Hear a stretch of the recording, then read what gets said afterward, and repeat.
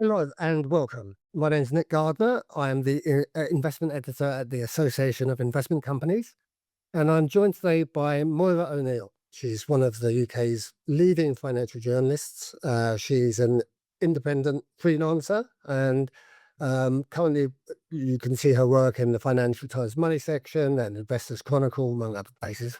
So thanks for joining me, Moira. Moira, I have a couple of questions. First being, um, what what techniques do you use to try to take the fear out of investing for your readers and encourage them to get into stocks and shares? Okay, well, I think the first thing really is to make sure that what you write is fun and engaging because investing can, unfortunately, for those of us who don't work in the industry, be a bit dry and boring at times. So I've done all sorts of things to along that line. I've written about Barbie and her pensions when the Barbie films came out. I've written about what Jane Austen can tell us about money. I've also connected investing to Dickens, Harry Potter, all sorts of things I've tried. And usually it works and the readership levels are high on those things. But I think the other thing that's key is to make it non intimidating. And the most important thing there is to eliminate jargon um, or explain it really clearly.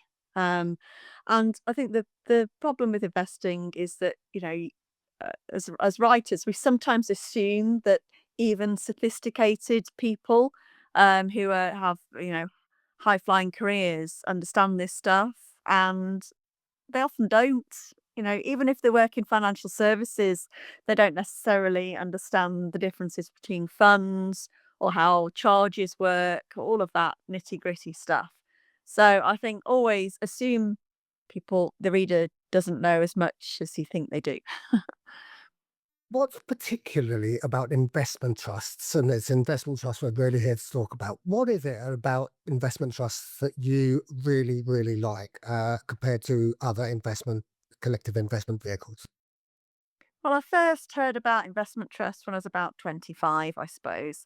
I wish I'd heard about them earlier.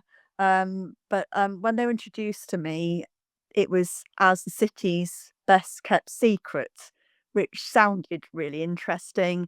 And then when I started learning a bit more about them, I was attracted to things like the closed ended nature of them. So they can hold illiquid assets, and the fund managers can hold them for a very for as long as they want. They're not forced to sell things.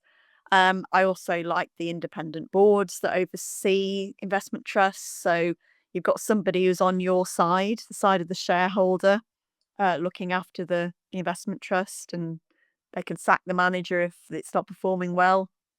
I also really like the ability to gear up. So if the fund manager wants to make that call, they can borrow to invest more. And I really liked the dividends.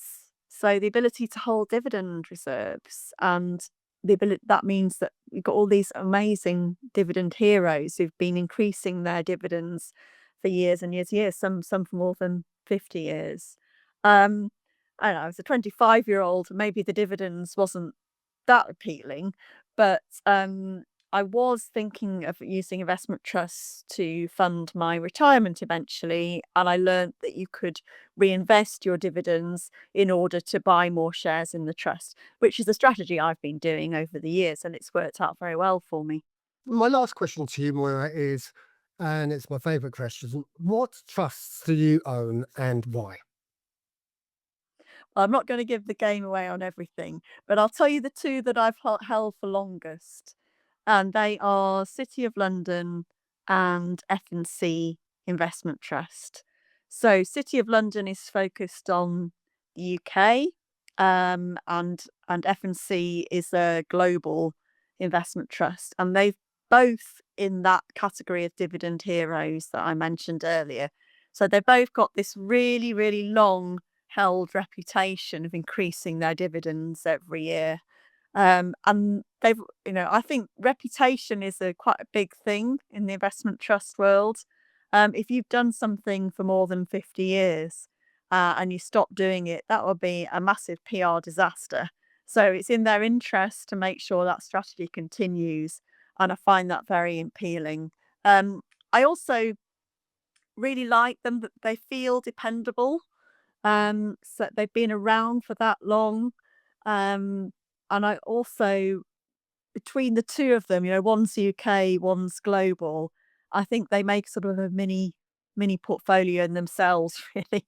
The F&C Trust has a global agenda, but I also really liked when it introduced private equity. That's quite a few years back now, but it was quite a big thing at the time and made it feel like it was sort of giving me access to assets that I might not be holding elsewhere in my portfolio.